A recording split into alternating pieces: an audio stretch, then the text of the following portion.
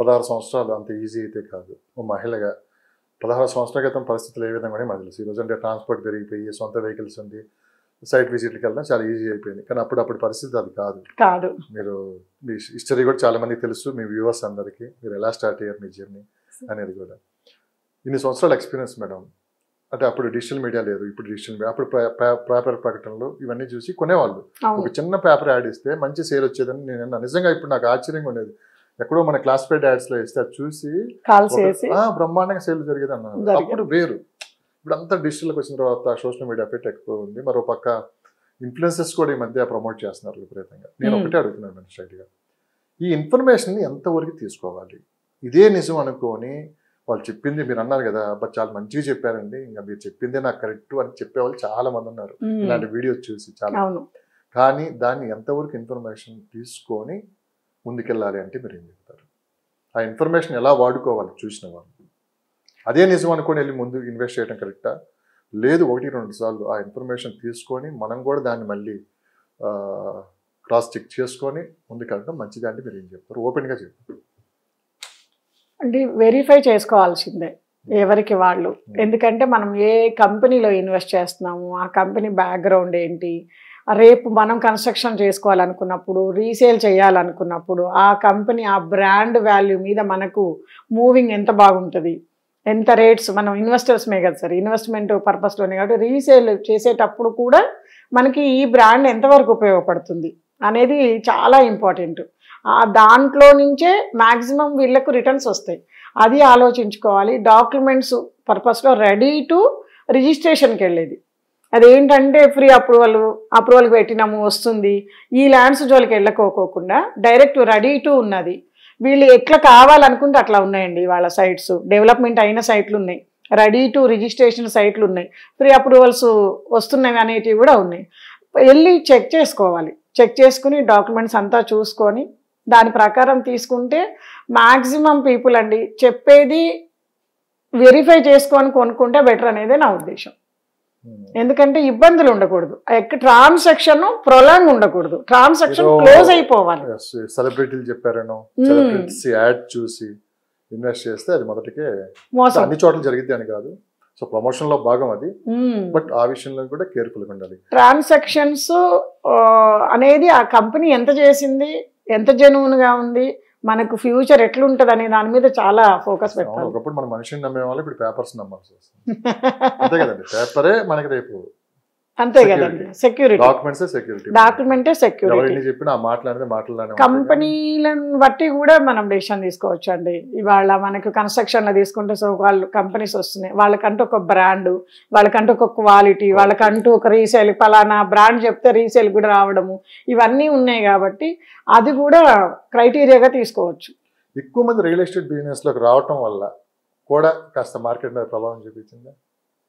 ఏం లేదండి, అంటే రియల్ ఎస్టేట్లోకి రావడం వేరే, సస్టైన్ అవ్వడం వేరే. రియల్ ఎస్టేట్లోకి వస్తారు, ఓన్లీ తెలుసుకుంటారు, వెళ్ళిపోతారు అంతే. ఎందుకనంటే నేను చూసినంత వరకు డెవలపర్స్ కూడా అట్లనే ఉంది సార్, మనకి అసోసియేట్లు ఏజెంట్స్ పరంగా కూడా అట్లనే ఉంది. ఎందుకంటే అది మొత్తం ఇప్పుడు ఏమైంది, డిటిసిపి అప్రూవల్స్ రేరా నుంచి చేయాలన్నప్పుడు కంప్లీట్గా ఇన్వెస్ట్ చేసి అందులో 15% గవర్నమెంట్ మార్టగేజ్ పెట్టి డెవలప్మెంట్స్ చేసి వెయిట్ చేసి సేల్ చేయాల్సి వస్తుంది. ఈ గ్యాప్ అనేది ప్రతి ఒక్క డెవలపర్ మీద పడుతుంది. మరి దాని మీద అవగాహన లేకుండా, అంత సఫిషియెంట్ ఫండ్ లేకోకుండా దాని జోలికి వెళ్తే మాత్రం బండ కింద చేరికినట్టు ఉంటుంది. మార్కెట్లో ఉన్న సిచ్యువేషన్స్ ప్రకారం, మన దగ్గర ఉన్న సేల్స్ పర్సన్స్ ప్రకారం అదైతే ఇబ్బందికరంగా అయితే ఉంది. దాన్ని బట్టి వాళ్ళు ఆలోచన చేసుకొని ముందుకు రావాలి.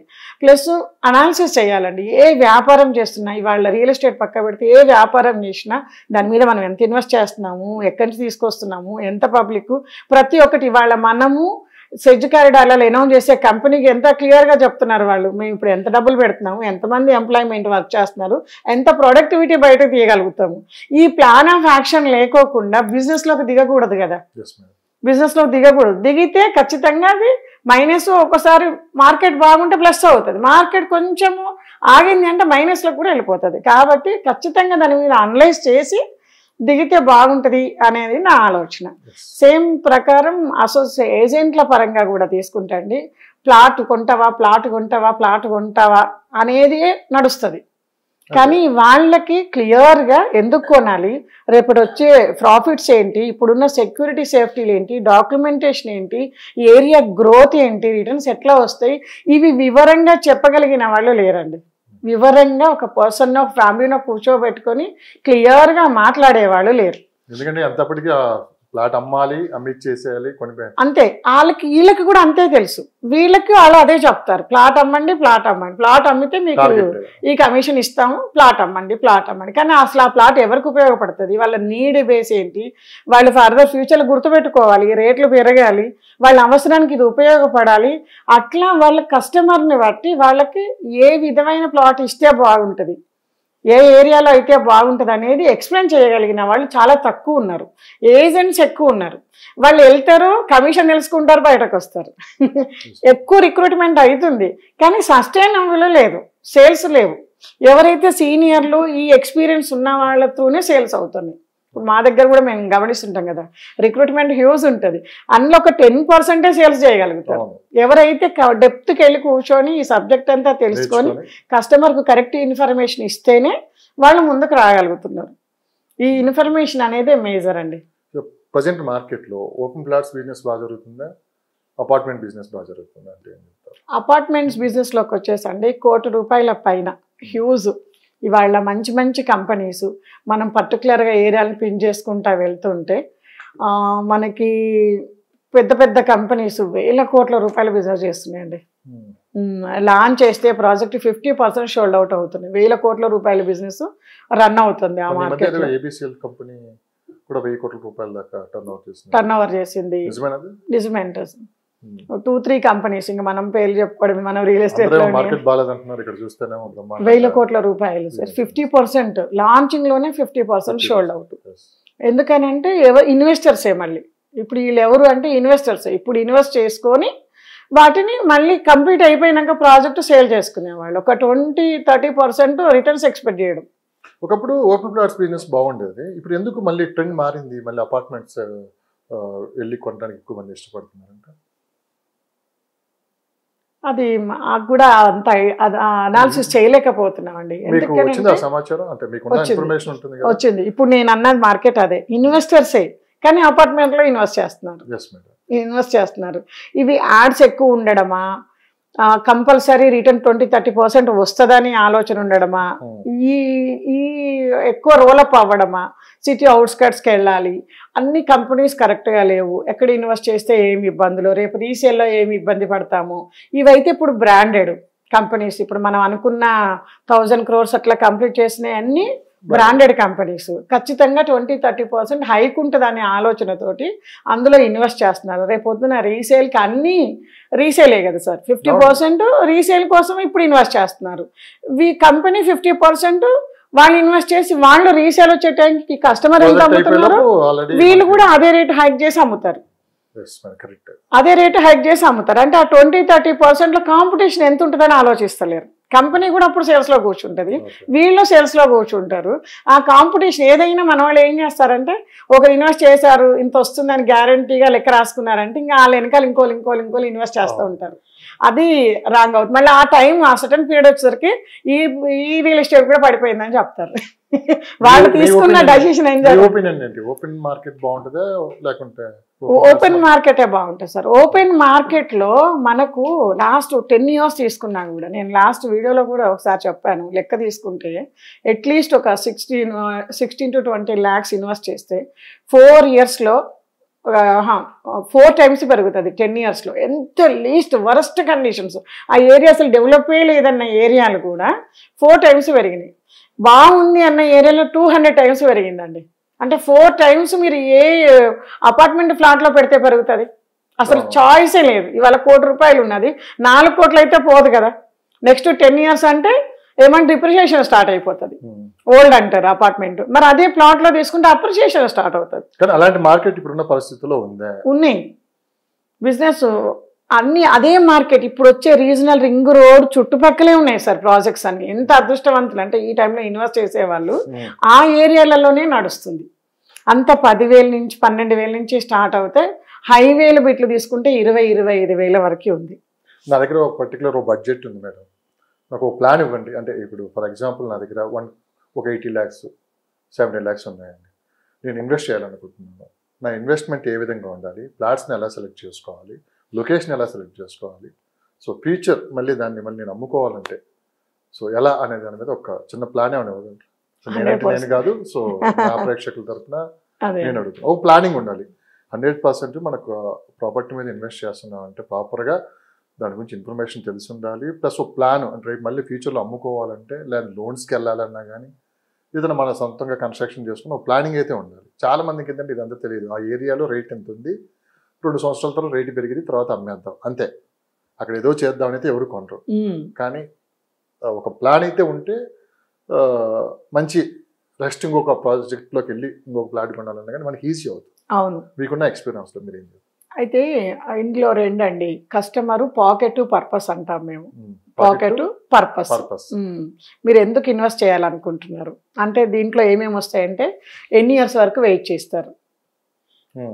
3 years షార్ట్ టర్మ్ ఇన్వెస్ట్మెంట్స్ అంటాం. 3 years అంటే, 6 years అంటే mid term, 9 years to 10 years అంటే లాంగ్ టర్మ్ ఇన్వెస్ట్మెంట్స్ అంటాము. అంటే ఈ 2 సంవత్సరాలు అంతా ఏం అలవాటు చేశారంటే అండి, రియల్టర్సే లోకల్ వాళ్ళు ఏం అలవాటు చేశారంటే ఒక ప్లాట్ కొనిపించడం, దాని మీద ఒక 1000-2000 రాగానే అమ్మేసి మళ్ళీ అమ్మిపోయడం, వాళ్ళే మళ్ళీ అమ్మిపోయడం, వాళ్ళే మళ్ళీ డబ్బులు ఇన్వెస్ట్ చేయడం. ఏమవుతుందంటే ఈ ట్రేడర్కి అమ్మినప్పుడు వస్తుంది, కొన్నప్పుడు వస్తుంది. ఒక 4-5 కస్టమర్లను పట్టుకుంటే వీళ్ళు జీవితం గడిపేసేయడం అలవాటు చేసి బ్రోకర్స్, ట్రేడింగ్ మార్కెట్ అంటారు. వాళ్ళు ఎప్పుడు వీళ్ళు ఎమ్మడే జీవిత కాలం వాళ్ళని అంటు పెట్టుకొని ఉంటారు. వాళ్ళకి ఏ డబ్బులు వచ్చినా ఉన్నా తీసేసినా వీళ్ళే ఇన్వెస్ట్ చేపిస్తూ ఉంటారు. మా బాబాయ్ గారు ఉన్నారు ఖమ్మం, ఆ బాబాయ్ గారికి అంతే ఒకటే పర్సన్, ఆయన ఎప్పుడు కొన్నా అమ్మినా ఆయన త్రూనే నడుస్తుంటది. రేటు పెరగగానే రేట్ వచ్చిందండి అమ్మేస్తారా అనేసి అమ్మిపియడము, మళ్ళీ ఇంకొక దగ్గర కొనిపియడం అన్నట్టు. ఇది ఒక రాంగ్ కాన్సెప్ట్ అండి. ఓన్లీ ఏజెంట్స్ బతకడం కోసం పెట్టుకున్నారు. ఇంతకు ముందు సేఫ్టీ సెక్యూరిటీ ఉండేది కాదు. కాన్సెప్ట్ మీరు అన్నారు, ఎంత కొంత అమ్మే వాళ్ళకు లాభం వస్తుంది. రాంగ్ కాన్సెప్ట్ ఎందుకు అవుతుంది? అమ్మకున్నా కూడా ఈయన కాకపోయినా కానీ ఇప్పుడు ఇన్వెస్టర్ సార్ మీరు అన్నారండి, మీ బాబాయ్ అన్నారు సమ్ ఎవరో ఎక్స్పర్ట్స్. అవును, ఆయన కాకపోతే ఇంకొక ఆయన వస్తుంది, ఆయన కాకపోతే ఇంకొక అతను ఎవరు వచ్చినా కానీ ఇంత మించి రేట్ పెంచి ఎక్స్ట్రా అయితే చేసి అమ్మలేరు కదా. ఇదే ప్రైస్ మీద కదా, కొంచెం లేదంటే 10 రూపాయలు అటు ఇటు ఉంటుంది, అంతే. ఇదేగా చేసేది, రాంగ్ అని మీరు ఎందుకు? అయితే మనము టైం ఇన్వెస్ట్ చేయాలి ఎప్పుడైనా సరే. మనం అమ్మాలన్నప్పుడు ఆయన అది చెప్తాడు, జనాలు తీసుకొస్తాడు, మాట్లాడిపిస్తాడు, తక్కువ అంటారు, ఎక్కువ అంటారు. మన టైం ఎనర్జీ ఇన్వెస్ట్ చేస్తాము. క్లారిటీ ఉందండి. మళ్ళీ కొనేటప్పుడు కూడా సేమ్ టైము ఎనర్జీ ఎంతైనా వాళ్ళ మీద కమిటీ వదిలేసి అయితే కొనం. మనం టైము ఎనర్జీ ఇన్వెస్ట్ చేస్తాము. ఇక్కడ మనం ఇచ్చే కమిషన్స్ మైనస్ అవుతున్నాయి, మీరు గమనించండి. మైనస్ అవుతుంది, ఆ డబ్బులు తగ్గినట్టే కదా, మళ్ళీ ఇన్వెస్ట్ చేస్తాము. ఇట్లా మీరు ఎంత ఇన్వెస్ట్ చేసినా ఒక 10 yearsలో దాన్ని ఒక 4 times రోల్ తిప్పుతారు. మనం ఏమనుకుంటున్నాం 4 times పెరుగుతుంది అనుకుంటాం. మీరు ఒకటే చోట పెట్టినా కూడా ఇప్పుడు లాంగ్ టర్మ్ నేను 10 years ఇన్వెస్ట్మెంట్ అన్నాను ఇందాక. 10 years ఇన్వెస్ట్మెంట్లో 10 times పెరగడానికి కూడా స్కోప్ ఉంది. 4 times నుంచి 10 times పెరగడానికి స్కోప్ ఉంది. తీసి పెట్టినా తగ్గుతుంది, కానీ తీయకుండా ఉంచగలిగితే ఎక్కువ ఉంటుంది. అయితే దీంట్లోకి వెళ్ళకపోవడానికి పబ్లిక్ ఏంటి రీజన్స్ అంటే సెక్యూరిటీ మెయింటెనెన్స్ లేవు బయట. వీళ్ళైతే లోకల్లో రియల్ ఎస్టేట్ వాళ్ళు బ్రోకర్స్ అయితే వాళ్ళు తిరుగుతుంటారు, వాళ్ళు సెక్యూరిటీ చూసుకుంటారు, వాళ్ళు అమ్ముతుంటారు, ఇస్తుంటారు అనే మార్కెట్ ఒక టైంలో నడిచింది. ఇప్పుడు కూడా చాలా మంది అది డిపెండ్ ఉన్నారు. అందులో ఇప్పుడు గేటెడ్ కమ్యూనిటీలు వచ్చినాయి, అప్రూవల్ లేఅవుట్స్ వచ్చినాయి, మెయింటెనెన్స్ కూడా ఇస్తున్నారు. అమౌంట్స్ పే చేస్తే ఇప్పుడు మేము చేసే కంపెనీలో మెయింటెనెన్స్ కూడా ఇస్తున్నారు. మీరు 10 years కావాలంటే 10 years కూడా మెయింటెనెన్స్ ఇస్తారు. ఇప్పుడు కొనేటప్పుడు ఎట్లా ఉందో plot with development avenue plantation తోటి మీరు అమ్మేటప్పుడు ఇంకా బ్యూటిఫుల్గా కనపడేటట్టుగా ప్లాన్ చేస్తున్నారు. ఇప్పుడు ఇట్లాంటి ఆప్షన్స్ అప్పుడు లేవు, కానీ ఇప్పుడు ఉన్నాయి. కాబట్టి నేను ఏమంటానంటే మీరు ఎంత కనుక్కుంటున్నారో, ఏ ఇన్వెస్ట్మెంట్ అనుకుంటున్నారు, ఎప్పటికి రిటర్న్ అంటే ఆ టైం నెలలో ఇప్పుడు మనం బెంగళూరు హైవే మీద తీసుకుంటే 25,000 ఉంది. మనకు 2 సంవత్సరాలలో ఇల్లు కట్టుకోవచ్చు, లేదా రీసేల్లో కస్టమర్లు అడిగే టైం అంటాను నేను, అడుగుతారు. రీసేల్ ఈజీ ఉంటుంది, రీసేల్కి అసలు ఆలోచించే పని లేదు. నేను చెప్పిన ఇంకా కొంచెం లోపలికి వెళ్తే 16,000, 15,000 ప్రాజెక్ట్స్, ఒక 5 years వెయిటింగ్ మిడ్ టర్మ్. అది ఒక 5 to 6 yearsలో కస్టమర్స్ బిల్డర్లు స్టార్ట్ అవుతారు. ఆ ఏరియాలో కొనుక్కొని ఇల్లు కట్టుకునే వాళ్ళు స్టార్ట్ అవుతారు. మనకి రీజనల్ రింగ్ రోడ్ కంప్లీట్ అయితే ఆ ఏరియా మూమెంటం అందుకుంటుంది. కాబట్టి ఆ టైంలో కస్టమర్సే వచ్చి అడిగినప్పుడు మనం రీసేల్కి ఇబ్బంది పడే ఉండదు. పని ఉండదు. ఇంకా కొంచెం లోపలికి వెళ్తున్నాము, ఇప్పుడు 11,000 12,000 నడుస్తుంది ఆ ఏరియాలో. ఆ ఏరియా కూడా రీజనల్ రింగ్ రోడ్కి లోపల పక్కన వస్తున్నాయి, అవి లాంగ్ టర్మ్ 10 yearsలో ₹1,00,000 గజం పలుకుతుంది ఆ ఏరియా. మనకి రెసిడెన్షియల్ కింద హెచ్ఎండిఏ లేఅవుట్స్లోకి వచ్చేస్తుంది. కాబట్టి రోడ్డు మీద ఇప్పుడు నాకు అవసరం లేదు, మీకు 80 లక్షలు పెడుతున్నారు, పాపో బాబో చిన్నగా ఉన్నాడు, వాళ్ళ ఫ్యూచర్ కోసం మీరు ఇన్వెస్ట్ చేసేటప్పుడు లోపలికి వెళ్తే దాదాపు మీకు 400-500 square yards వస్తుంది. 500 square yards తీసుకుంటే నెక్స్ట్ 10 yearsలో ₹1,00,000 పలికింది అనుకోండి, ఎంత అవుతుందండి? 5 crores. అదే హైవే మీద 200 square yards తీసుకుంటే మహా అయితే 1,00,000 పలుకుతుంది. కానీ 1,00,000 పలికినా కూడా 3 crores కదా, ఈ డిఫరెన్స్ వస్తుంది అనమాట.